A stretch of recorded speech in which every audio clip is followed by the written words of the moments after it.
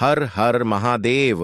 ओम नमः शिवाय। दोस्तों, स्वागत है आप सभी का। दोस्तों, आप सभी लोग जानते हैं कि 29 जुलाई 2024 को पड़ रही है सोमवार नवमी तिथि। दोस्तों, ये जो सावन का दूसरा सोमवार है, श्रावण महीने में पड़ने वाला सबसे बड़ा सोमवार है, जिसका बहुत ही बड़ा और विशेष महत्व होता है। और ऐसा दिन पूरे साल में सिर्फ एक ही बार आता है। और दोस्तों, आप सभी लोग जानते हो कि सोमवार नवमी का अगर सबसे बड़ा कोई उपाय है तो वह बामदर चावल के दाने वाला उपाय है। तो दोस्तों, इस सोमवार की नवमी तिथि के दिन आप लोगों को इस बामदर चावल के दाने वाले उपाय को जरूर करना है। बहुत सारे लोग होंगे जिन लोगों ने इस उपाय को ना किया हो, मतलब पूरा साल निकल गया, उन्होंने किसी भी दिन इस बामदर चावल के दाने वाले उपाय को ना किया हो। पर दोस्तों, आपके पास एक आखिरी मौका बचा हुआ है, जो कि 29 जुलाई के सोमवार दिन। तो इस दिन आप लोगों को इस वाले उपाय को जरूर कर लेना है, भले ही आपने पूरे महीने भर इस उपाय को ना किया हो।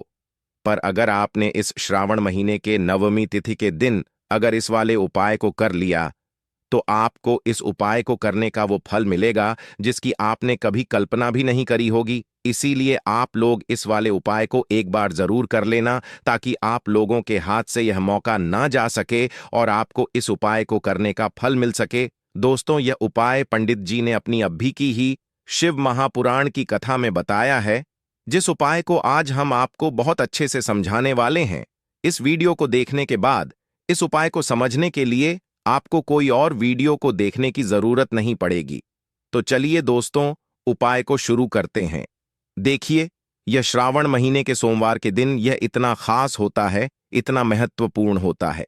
देखा है, कभी कभी बड़े बड़े पूजा पाठ अनुष्ठान से जो मनोकामना पूर्ण नहीं होते, वह श्रावण महीने के दिन एक छोटे से उपाय करने से ही आपकी मनोकामना पूर्ण हो जाती है। और बहुत सारे लोगों ने इस उपाय को किया भी है और उनको इस उपाय को करने का फल भी जरूर मिला है। अगर आप लोग भी इस उपाय को करना चाहते हैं, तो आप इस उपाय को पहले अच्छे से समझ लेना, सुन लेना, उसके बाद करना। आपको इस उपाय का फल जरूर मिलेगा। और इस उपाय को कर लेने से आपके घर में चाहे किसी भी प्रकार की दुख और समस्या क्यों ना चल रही हो, आपको उसका कारण भी नहीं पता है कि भाई यह समस्या किस कारण से चल रही है। उसका कुछ भी कारण हो सकता है, जैसे पितृदोष हो सकता है या किसी भी तरह का मंगल दोष भी हो सकता है। तो इस दिन आप लोगों को यह वाला उपाय कर लेना है। यह एक ऐसा उपाय है जिस उपाय को अगर किसी विशेष दिन पर किया जाए, तो भाई उस विशेष दिन का जो है वह तो हमें मिलता ही मिलता है, पर हमने उस दिन पर इस उपाय को किया है तो हमें उससे भी बड़ा फल मिलता है, और फल बहुत जल्दी मिलता है, क्योंकि आप इस उपाय को बहुत ही बड़े और विशेष दिन पर कर रहे हो। तो चलिए अब उपाय के बारे में बात करते हैं, लेकिन उससे पहले आप लोगों को यह जानना आवश्यक है कि आखिर यह उपाय किस समय करना है, किसको करना है और कैसे करना है। तो चलिए हम आगे आपको वीडियो में एक एक करके बता देते हैं। लेकिन उससे पहले अगर आप लोग हमारे चैनल पर नए हैं, तो हमारे चैनल को सब्सक्राइब कर लेना और इस वीडियो को लाइक करके कमेंट बॉक्स में हर हर महादेव ओम नमः शिवाय जरूर टाइप कर देना। तो दोस्तों, इस 52 चावल के दाने वाले उपाय को हमें इस सोमवार नवमी के दिन कैसे करना है, किसको करना है, किस समय करना है और कहां पर करना है, ये सारे सवालों के जवाब आप इस वीडियो में मिल जाएंगे। और जो ये वीडियो देखेगा भाई, उसको 52 चावल के दाने वाला उपाय जरूर करना चाहिए, क्योंकि इस दिन 52 चावल के दाने का भी बहुत ही बड़ा और विशेष महत्व होता है। और जब बात आ जाए 52 चावल के दाने की, तो यह सोने पर सुहागा वाली बात हो जाती है और यह एक बहुत ही बड़ा उपाय हो जाता है इस सोमवार नवमी तिथि का।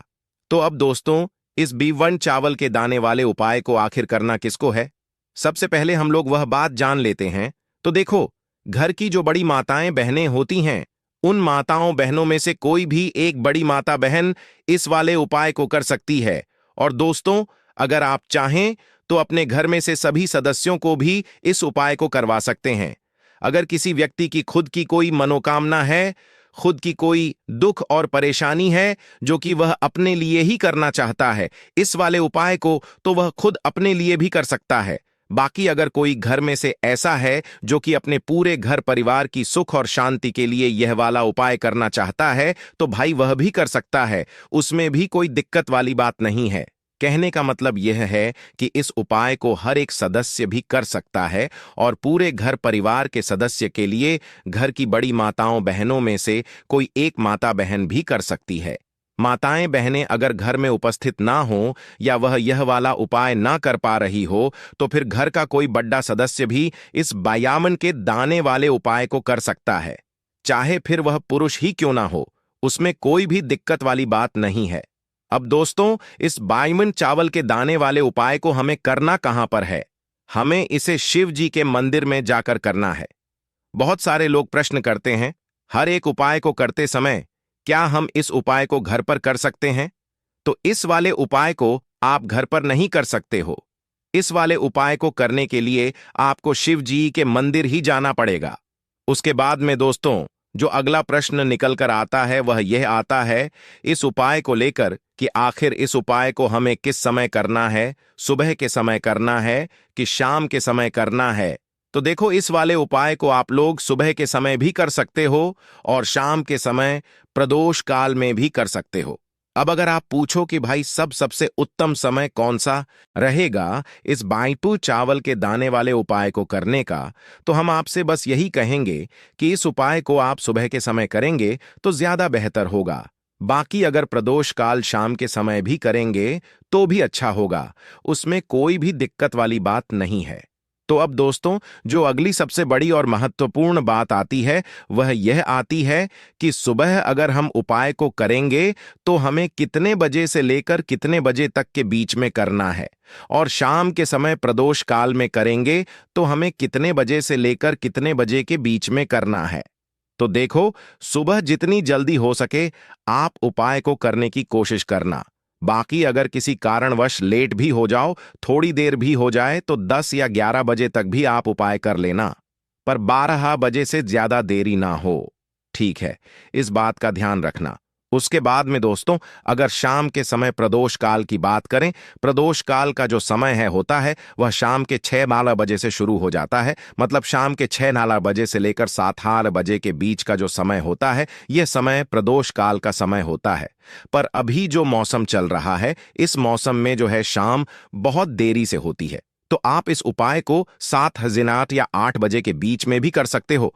मतलब शाम के 6-8 बजे से रात 8 बजे के बीच में आप कभी भी इस वाले उपाय को कर सकते हो, उसमें कोई भी दिक्कत वाली बात नहीं है।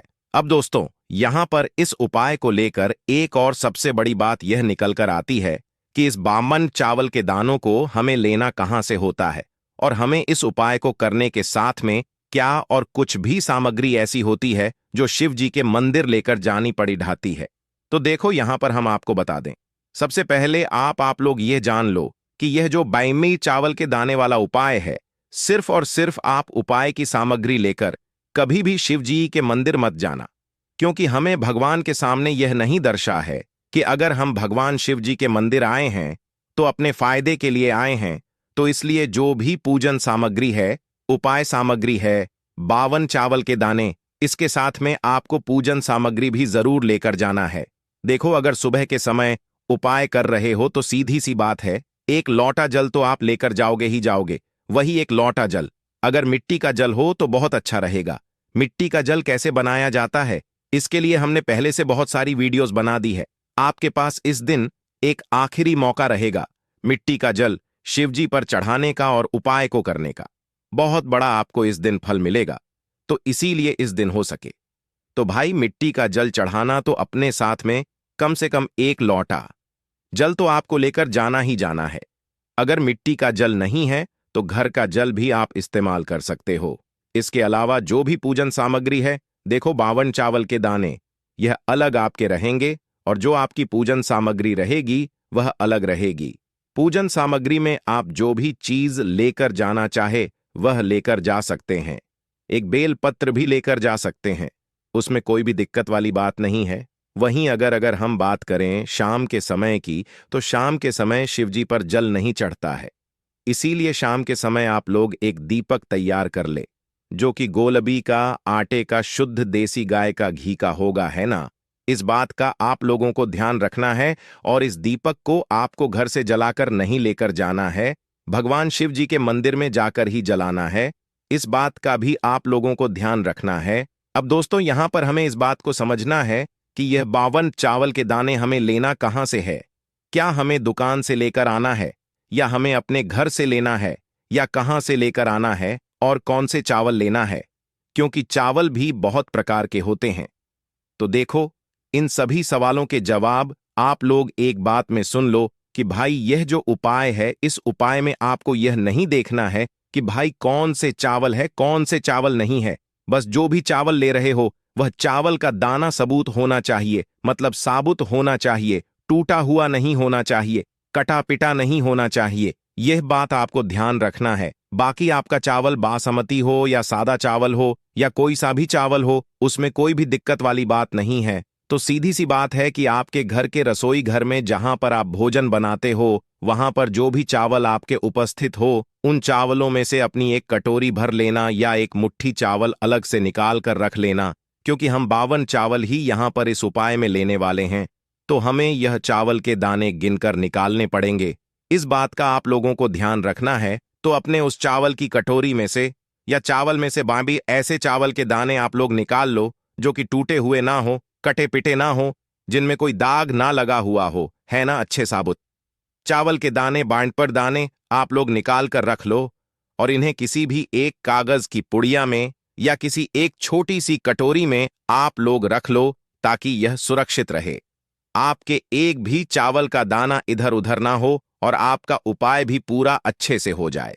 तो भाई जैसे ही आपका उपाय की जो सामग्री है, 52 चावल के दाने, यह तैयार हो जाते हैं, उसके बाद मैं आपको जो भी अपनी पूजन सामग्री है, सुबह के समय कर रहे हो तो एक लौटा जल और एक बेलपत्र या पूजन सामग्री जो लेकर जाना चाहो उसकी भी तैयारी कर लेना। और शाम के समय जा रहे हो तो भाई अपना जो दीपक है उसे तैयार कर लेना, ठीक है। और उपाय को करते समय शुद्धता का विशेष रूप से ध्यान रखना, ठीक है। सुबह सुबह स्नान करने के बाद ही उपाय को करने की आप लोग तैयारी करना। उसके बाद अगर शाम के समय की बात करें तो शाम के समय आपको स्नान करने की जरूरत नहीं है, पर शुद्धता का ध्यान रखना है। आपको स्नान तो नहीं करेंगे, आप हाथ मुंह धोकर भी इस वाले उपाय को शाम के समय प्रदोष काल में कर सकते हैं। इसमें कोई दिक्कत वाली बात नहीं है। तो आप अपने उपाय की पूरी सामग्री तैयार करके आपके पास ही में जो आपका शिव मंदिर हो वहां पर पहुंच जाइए। सबसे पहले शिव मंदिर में जाकर आप लोगों को उपाय नहीं करना है, पहले भगवान के दर्शन करना है, भगवान से आशीर्वाद प्राप्त करना है, फिर शिव जी की शिवलिंग के पास में आना है। शिवलिंग के पास में आने के बाद आप जो पूजन सामग्री लेकर आए हुए हैं, जैसे कि सुबह गए हुए होंगे तो एक लौटा जल और जो भी पूजन सामग्री लेकर आए हैं, आप उनसे भगवान शिव जी की पूजन कीजिए। सबसे पहले तो एक लौटा जल ही चढ़ेगा, फिर आपको एक बेल पत्र श्री शिवाय नमस्तुभयम ओम नमः शिवाय का जाप करते हुए शिवलिंग पर चढ़ा देना है। उसके बाद में आपकी पूजन सामग्री चढ़ेगी। उसके बाद में अगर दोस्तों शाम के समय अगर आप इस उपाय को कर रहे हो तो अपने साथ में कम से कम एक जो दीपक है गोल बाती का, जो आप अपने साथ में लेकर गए हो, उस दीपक को मंदिर में जाकर अपनी माचिस से जलाना है और उस दीपक को शिवलिंग के पास में रखना है, ठीक है। इस दीपक को रखने के बाद ही आप लोगों को अपना यह वाला उपाय शुरू करना है और दीपक को ज्यादा पास में मत रखना। वैसे भी गर्मी पड़ रही है, भगवान शिव जी को आंच नहीं लगनी चाहिए, है ना। तो भाई जैसे ही आपकी पूजा अर्चना हो जाती है, आप भगवान शिव जी को प्रसन्न कर लेते हैं। उसके बाद में शिवलिंग के पास ही में आप कहीं पर बैठ जाइए, सामने या आसपास जिस जगह पर आपको बैठना हो वहां पर बैठ जाइए और अपने वह 52 चावल के दाने अपने सामने निकाल कर रख लीजिए, क्योंकि अब यहां पर उपाय को यहां पर करने की आपको तैयारी करना है। और इस तरीके से जब आप उपाय करेंगे, पूजन सामग्री करने के बाद, पूजन अर्चना करने के बाद, तो आपको उपाय का फल बहुत जल्दी और बहुत बड़ा होकर मिलेगा। तो अपने 52 चावल के दाने अपने सामने निकाल कर रख लेना। और यह जो उपाय है यह आपकी सीधे हाथ की हथेली से होगा, इसलिए इस बात का भी विशेष रूप से ध्यान रखना है। तो सीधे हाथ की हथेली का प्रयोग करके ही आप लोग अपना इस वाले उपाय को करना। अपने सामने जो भी आपकी कागज की गुड़िया है उसको खोल कर रख लो, या कटोरी है तो भाई उसे अपने सामने रख लो और अपने वह 52 चावल के दाने निकाल लो, ठीक है। उसके बाद में दोस्तों अब आपको क्या करना है कि शिवलिंग आपके सामने होगी, तो आपने वह 52 चावल के दाने एक एक करके जहां पर आपने बेलपत्र चढ़ाया है, आपको शिव जी के शिवलिंग के ऊपर चढ़ाना है। कहां पर चढ़ाना है? शिवलिंग के ऊपर चढ़ाना है और कहीं पर भी नहीं चढ़ाना है। आपको अपने हथेली से तो शिवलिंग के ऊपर चढ़ाना है, भले ही फिर वह अपने आप जल